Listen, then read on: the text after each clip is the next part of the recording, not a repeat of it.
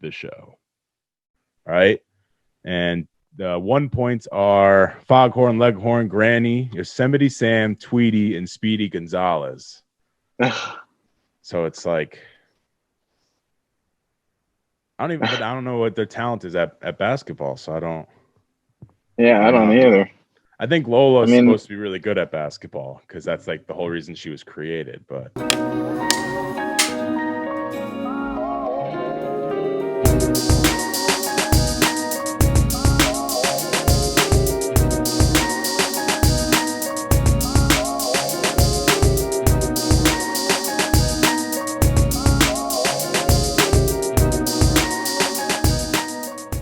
all right, we are back for part two of this 3-part. Now, I didn't tell you off there.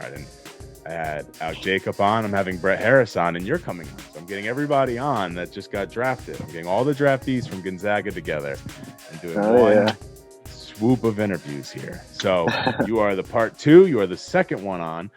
Ernie Yake is with us. I didn't even say your name yet. I'm talking to you. I'm saying stuff about you, and I haven't said your name yet. I haven't brought up who you are. Ernie Yake is with us. He's joining us. He was just drafted by the Minnesota Twins. I'm sure that was exciting. Congratulations. Tell us a little bit about what that felt like getting drafted. Because I believe now I've only read stories. I'm only been here for a year. I know I just said, tell us about it, and then I went to another story.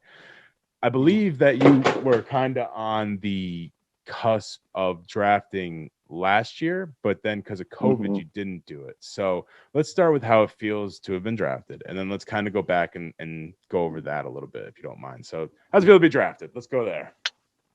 It's an amazing feeling. It's been a dream of mine since I was really young. So to have that happen a few days ago was pretty surreal, and to share it with my family and my girlfriend and all that, it was great. So, and then so last year it was only 5 rounds, so I kind of just missed the cut for that. But couldn't be more happy this year. And the Twins is a good organization to go to for your position. Now, if you get there, right? And I've always wondered this. This has nothing to do with you. I'm just wondering what your mindset's like. If you get there and they say, hey, we like you at shortstop, but we need you at second base, or we need you at third base, or we need you in the outfield, would you be like, yes, I'll do it? Or would you be a little hesitant? Because you've been the shortstop forever. Yeah. No, I would do it in a hurry. Just to play baseball is good enough for me. It doesn't matter what position. 29 teams. Do you see this? Team player. You guys missed out. He said he'll play anywhere. I know guys are like, nope, I won't switch. And that's why they don't play anymore, because they won't switch. But this guy's a team player. The Twins picked up a great player. So what's kind of like the next steps now? You got drafted. You know what team picked you. And now what's next for you? So I'm flying out to Fort Myers, Florida on Monday to do a physical. I don't know what's going to happen after that, if I'm staying there, if I'm going to Iowa where their high A team is. I have no idea what's happening after that. But all I know is I'm flying out Monday. Now there's high A and low A. Do you know where their low A team is? I think it's in Fort Myers. Oh, it'd be nice to go to high A, but even if you get down there and you could just jump right in because you're already going to be there, you don't even have to wait. That'd be nice. And how excited are you to get on the field and to know? Now, this just gives me goosebumps thinking of it, because it's, everyone that played baseball always wanted to play professionally. But then you got people, more people are like me that didn't even come close to the talent to get on the field. So how does it feel to, like, the next time you put on a uniform and step onto a field, when your feet hit the dirt and the grass, it's going to be for a professional team. Like, it's going to be a professional game you're stepping into.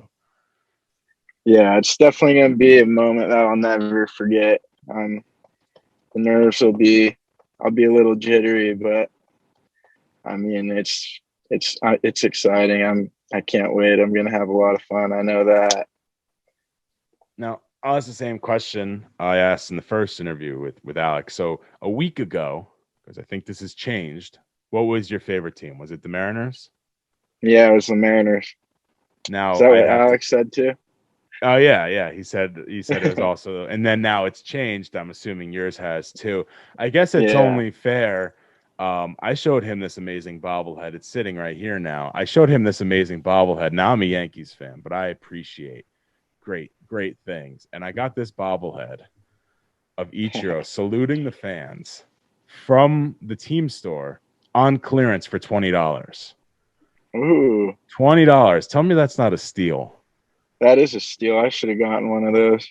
And I'm telling you, go to those team stores. So there are two team stores I went into. I went into one on Fourth, which is where I got that, and they had almost everything was on clearance.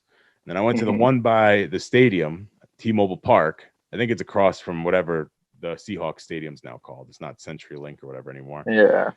The one in there really interested me, but I didn't want to spend a lot of money. They had authentic NFL jerseys, like authentic throwback jerseys for like $65. And I was like, that is like 100 and something dollars cheaper than an authentic Yeah. throwback jersey should be. So if you're in Seattle and you and you want some good deal on some memorabilia, or if you want good deals, fly to Seattle. Costs more to fly there than to get all this stuff. But that's getting way off topic Yeah. because we're here to talk about the you and the Minnesota Twins. Now, were there other teams that were on your radar that either you just didn't find a deal with, or you just did nothing happened with it? Like, what was the process like through the draft? Yeah, it's actually pretty funny because the Braves called me at the beginning of the ninth round and said, uh, asked me if I'd take a certain amount in the ninth and tenth, and I said yeah. And I hadn't even talked to the Twins that day at all until after they picked me. But then my agent, it came around to the ninth or to the 10th round, and my Mm. agent texted me and said, if the Braves don't take you, the Twins might. And I mean, I thought the Braves were going to take me the whole way, and the Twins came out of nowhere, which was great. And for people that don't know, you were selected in the 10th round. So when you're sitting there watching the draft or listening to the draft or following it, however you Mhm. were doing that, did you just have your phone sitting in front of you and you're just sitting there like kind of antsy, like any minute a Major League Baseball team could be calling me that they're gonna put me on their roster? Yeah, yeah. No, it's like a nervous, exciting feeling, kind of scary too. Mm-hmm. I mean, you don't know if a team's going to call you. You don't know when they're going to call you. So it's pretty nerve wracking. You went through the draft process last year, so and you probably knew you were going to get drafted this year, right? So when you're Yeah. playing the season, do you think about that stuff at all? Like not like you maybe not a lot, but like is it sit in the back of your mind like at the end of this year I will probably be playing professionally? Yeah. It definitely was in the back of my mind. I mean, my sole focus was on the season, obviously, but that's it's always in the back of your mind that this is probably your last season as a college baseball player. And it couldn't have been. I mean, it could have been a better one because you could win the championship. But like in retrospect, it was really a successful season. You guys did really well. You went to the first round of the playoffs. You beat LSU, who's one of the most storied. And I think once you guys, I'm not gonna lie, once you guys were eliminated, I stopped following the College World Series. I am not gonna lie to you. I did not watch another one. I usually watch the Gators and I watch you guys. And the Gators got eliminated like really fast as like like the 4 seed, whatever. When I was really following, I watched all the games and everything with you guys. And when you got eliminated, I stopped following. I think LSU came out of that bracket though. You guys were Yeah, able to they beat them did. on the first. You guys were able to beat them on the first game. What do Yeah. you think in that bracket? What do you think kind of happened in those next couple games that just didn't that happened? What do you think didn't happen in the next couple games that happened in the first game? Um, I mean, Alec pitched a gem in the first game against LSU, so I mean, it's for any pitcher, it's hard to top what he did in that game. And so, I mean, we played some of our best ball towards the end of the season, and so I mean, those teams are really good too.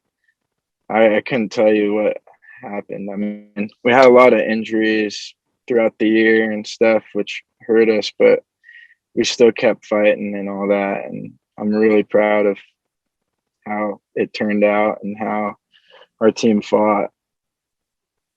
So this has nothing to do with getting drafted. This has nothing to do with Gonzaga. This has to do with you as a ball player. What do you see yourself? Do you see yourself more as an old school ball player? You kind of see yourself as a new school. How do you see yourself on the field? I'm more of an old school ball player. I'm hitting for contact, not driving the ball over the fence every at bat. I mean, baseball's changed a lot in the last 10 years. Yeah. It's, everyone's hitting home runs. It's either a home run or strikeout, but I'm the guy who doesn't strike out, and I get on base and run the bases. So What kind of approach I'd say old school. What kind of approach do you use coming up? Like, I know a lot of guys, it's like find your zone and take a hack and try to hit it as far as you can. What kind of approach do you usually come up with? So, see ball, hit ball. Pretty simple. I mean, I don't know. I kind of just have a feeling on what the pitcher's throwing. If I get that pitch, I'm going to swing if it's in the strike zone. That's pretty much it. It's hard to explain. I mean, I was going to say you had a successful season. You just got drafted. So take that knowledge and take it if you're going to try to get into the major leagues or play baseball. Yeah. I never got anywhere close to the same level of baseball as you, but I was very free swinging and very much the same way of, oh, there's a pitch I like and I swing at it. But see, I didn't have the success you did. I saw a pitch and swung at it and it just wasn't a strike. And I missed it. Not this. I'm sounding like I was terrible at baseball. I was not terrible. But I also didn't just get drafted by the Minnesota Twins. So I'm trying to show the levels here of where we're in between. But hey, I mean, we all swing at balls. We all get fooled. Yeah, except some of us do it less. Yeah. End up playing Division I and then go to the majors. And some of us barely get past high school and are like, all right, well, now I guess I'll become a broadcaster because that's what every washed up athlete does. That's where I am now. So one last question here before I let you go. What did being a Zag mean to you, and how are you going to take what you learned in your year in playing here to the next level, to the professional level?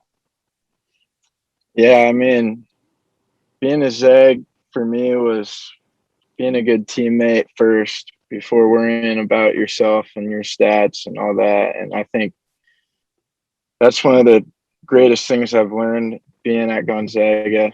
And I couldn't be more thankful for all the time that I've spent here and what I've learned from all the coaches and all that. And so I think Gonzaga's made me a better teammate, made me humble and selfless. And yeah, I appreciate it. Now, what do you think of interviews like this? Do you like interviews? Are you not excited for that? Because once you get in there, you know, it's going to be media all over the place. I'm learning to like them. I mean, I've never been known as a huge talker, so I feel like in a lot of interviews that I've done, people want more from me, want me to talk more about stuff and get in more detail. And I think I've gotten better at it, but I mean, I'm starting to like them more. Well, you let us know. If you need the practice, we will come at you with questions and questions and questions. We will get you there. I will help you if you need it. You just let me know. Sounds good. I can ask the question. Yeah. See, I could talk all day. As you maybe been able to tell, I'd ask you a question, then I would just start talking. I have to ask you the question. Yeah, so yeah. I can go all day. If you need, I got you. I will get you there. You're gonna be Marshawn Lynch-esque. Marshawn Lynch-esque at answering questions. Ernie Yake, everybody, thank you for joining us. We'll have part 3 with Brett Harris coming up. Thank you for joining us. Good luck. Congratulations. We wish you the best of luck. We hope to stay in touch to see how far you go and how well you do, and see it hopefully out there at Target Field, standing in the middle of the infield. We'll be able to say we know that guy. We'll be in the 400 section saying we know that guy. We know him. We saw him before. But thanks for joining us. Seriously though, good luck and congratulations. Thank you. I appreciate it. Thanks for having me on. Yep, no problem. Part 3 with Brett Harris will be next.